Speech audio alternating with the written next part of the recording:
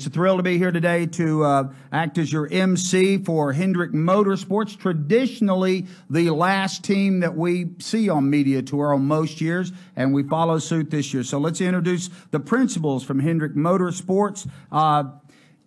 Right now, we are thrilled to give you the starting lineup, so to speak, from Hendrick Motorsports. He is the all-time leader with 11 Sprint Cup owner championships, currently 240 Sprint Cup victories, 18 points span Cup wins at Charlotte and 8 at Daytona. Mr. Rick Hendrick, owner of Hendrick Motorsports. Our first driver to be introduced has 17 career Sprint Cup victories. In 2016 will be his 5th season racing for Hendrick Motorsports. 5 career chase appearances. Kasey Kahne, driver of the number 5 Farmers Insurance Chevrolet SS. Next up in our batting order, 26 victories on the Sprint Cup circuit, 2-time Daytona 500 champion, 3 wins last year, and a chase contender, tied career best in top 5s and top 10 finishes. Dale Earnhardt Jr., driver of the number 88 Nationwide Chevrolet SS.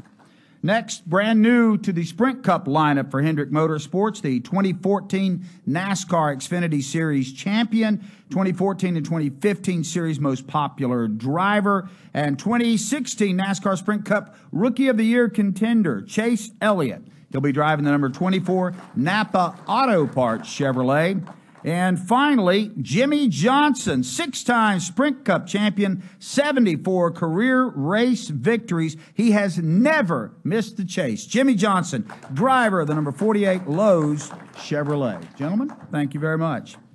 Before we jump into our program here, it's always important to note Hendrick Motorsports does this every year, and it shows you the kind of people they are. They are making 2 charitable donations as opposed to a media gift this year. The first one is to the American Cancer Society in memory of Steve Burns, of course, from Fox Sports.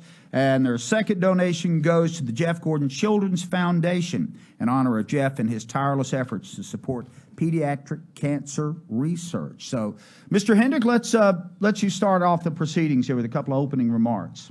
Well, it's good to be here today. It's I thought when we left Homestead, man, it was a long year and time for a break. And you know, after Christmas, I think everybody gets excited and wants to get back to the track. And I want to thank you guys for covering our sport and doing such a great job of getting our message out, and we always want to thank our fans and sponsors that make it possible. But I think we're really excited. We just had our kickoff lunch Monday, and we're ready for 16. One of the things I wanted to touch on, person very near and dear to your heart being inducted into the NASCAR Hall of Fame this weekend. Yeah, I am really excited for Terry Labonte tomorrow night, and what a great guy. He is just a soft-spoken kind of giant in our sport, and brought us a championship. He's a 2-time champion, and he's just a terrific person. He's been so good in the sport, and he was just a big asset to our company. So it's really neat to be able to watch him go into the Hall of Fame. All right, earlier this week, an announcement was made that Hendrick Motorsports and DC Entertainment have once again collaborated, and this time it's for the upcoming film Batman vs. Superman: Dawn of Justice. Let's go ahead and roll a quick video.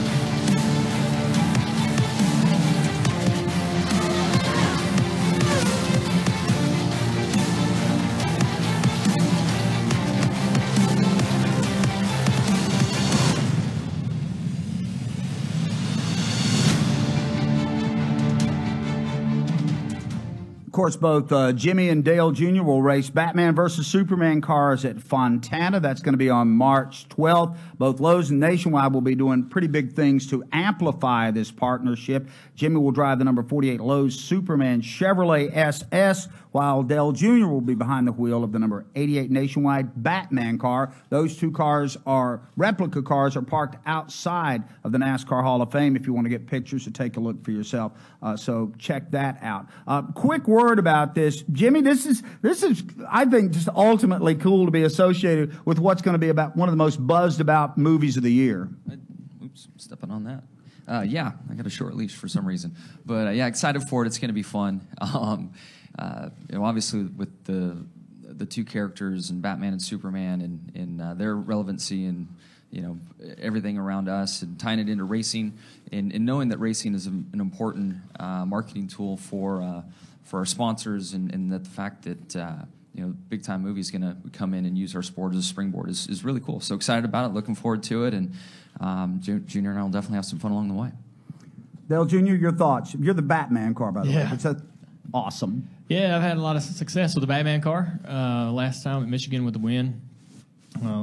Like Jimmie said, I remember when we were putting Superman on our car for the first time back in 1999, and I just couldn't believe that we were going to be able to pair up with such an icon. And they've been able to use our sport in several different ways throughout the last several years. I've been able to drive the Superman car a couple of times and the Batman car to a win. So I'm excited to be part of this program, and we will get quite competitive about it as it goes down the road, and it's going to be a fun race to see who comes out on top.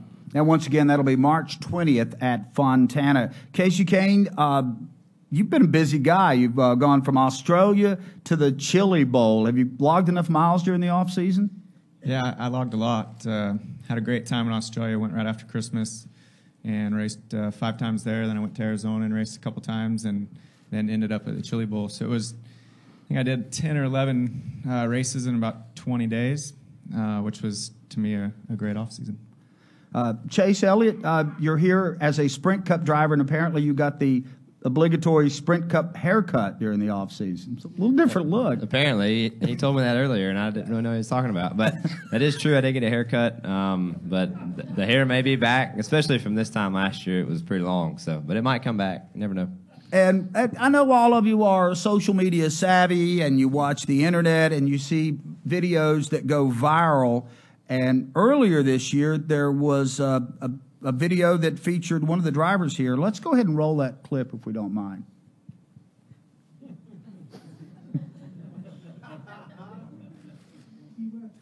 Yep. It'd have been a lot better with some theme music, maybe. So how do you score yourself on your Cannonball video here? I wouldn't have sent that out if I didn't think it was pretty good. We had a lot of fun that day. That was just the start of it, but it was a good day.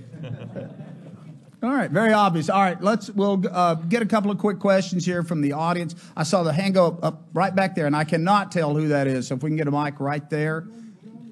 Okay.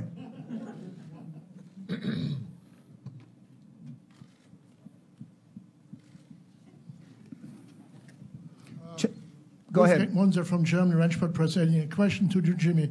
With this new rule change, aero package and downforce reduced by the car, is this more difficult to drive the car, more challenging compared to previous car? I think it depends on the driver. For me, I like a car that moves around a lot. In Kansas, when I tested the package last year, the hot summer day, the surface, the tire combination, the car had a lot of grip for a few laps and then a lot of fall off and a lot of off throttle time, which is what we're all looking for. And to me, it's a very comfortable vehicle to drive like that. I enjoy slipping and sliding around. So from my standpoint, yes. I will say, though, in Las Vegas last week for the test there, we're not any slower with this package. We're a little bit faster. So there's still a lot of work to be done to hone in on the right tire. Plus, it was really, really cool out, and the track didn't have a lot of rubber on it. So we're still going to be learning, I think, as the first few weeks get going.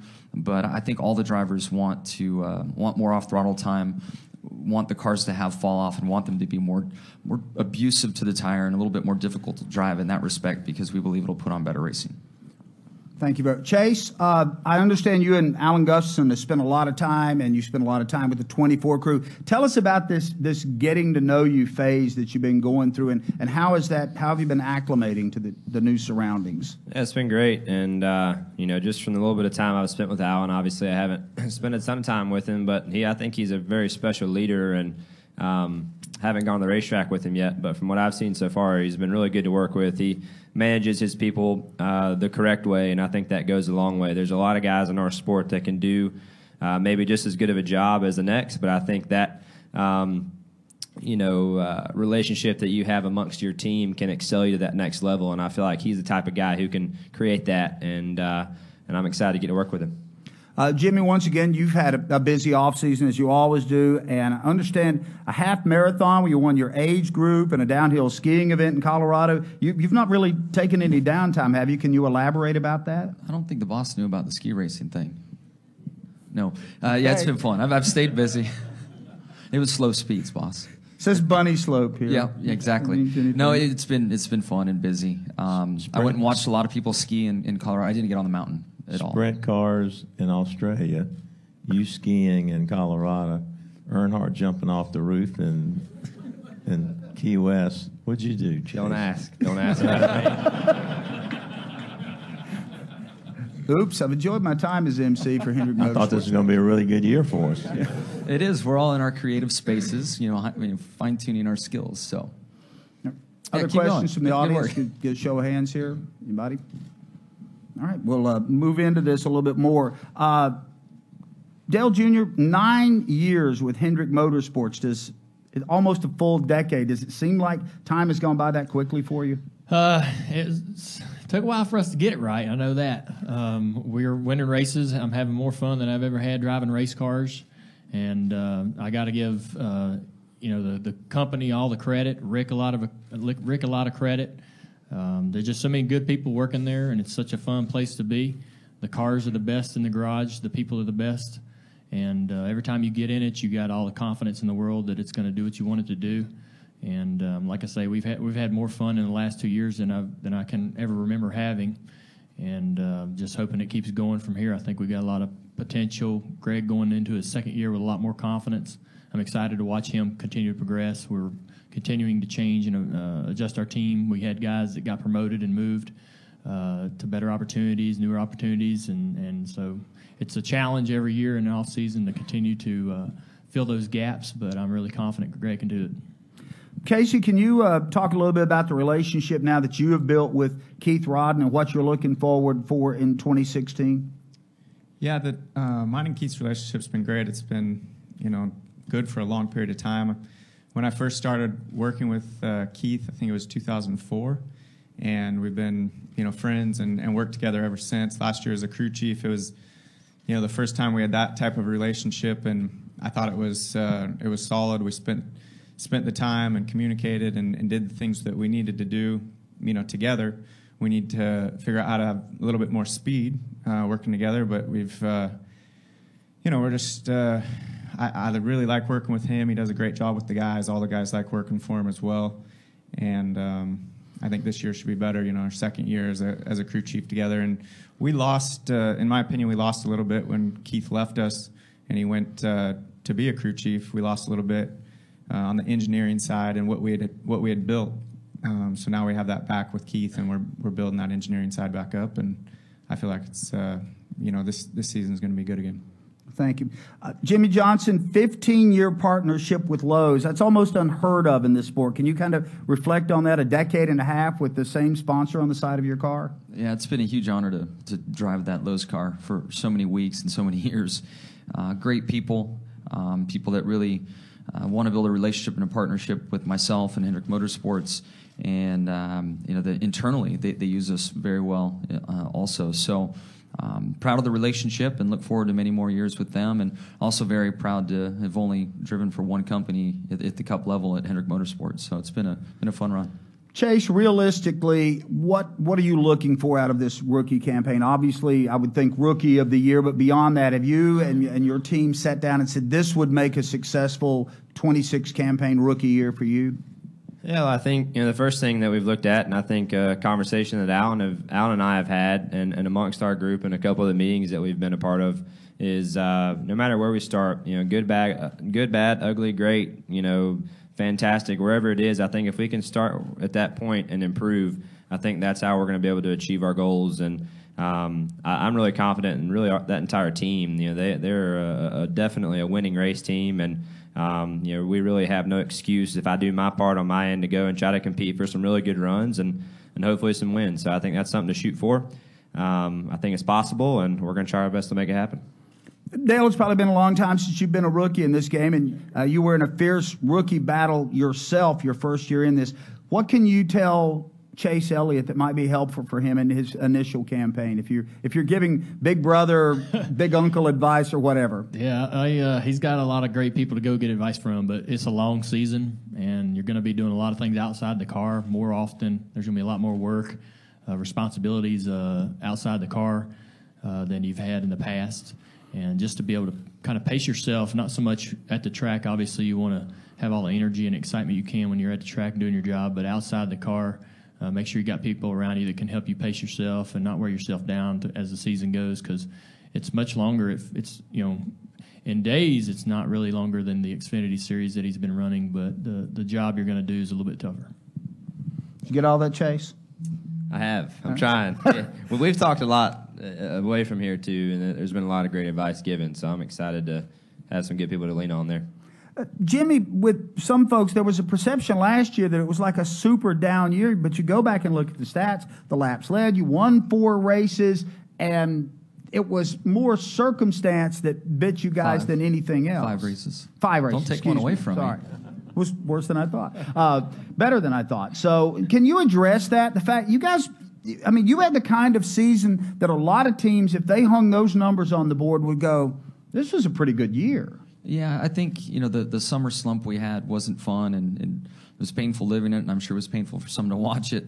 But so that part wasn't good, and then to be eliminated so early in the chase, we were top 3 to top 5 in the points throughout the course of the year, and to have such a simple mechanical problem take us out of Dover, we weren't around in the big picture after that. Sure, we won in Texas and had a really strong finish to the year, but I guess we've put the bar pretty high for ourselves as the 48 team, and I'm happy that that's the case, and look forward to really living up to that this year. All right, thank you very much. Right now, I want to bring up, he is just recently the past president of the National Motorsports Press Association, Brian Nelson, and Brian has a little special presentation that he would like to make here to Mr. Hendrick. Brian, come on up. Thanks, Doug. Every year, the National Motorsports Press Association and its group come up with 5 nominees for the NMPA Hall of Fame. Last year, Chase's dad was the lone guy to reach the 2/3 membership voting threshold and go into the Hall of Fame. This year, along with Al Unser Sr. and Joe Gibbs, Mr. Hendrick, you were inducted on Saturday night, and it was your first year of eligibility. So I wanted to congratulate you with that, present you with this custom-made jacket that every Hall of Famer receives. It should fit. And this commemorative plaque as well. Thank you. Congratulations. I really appreciate that.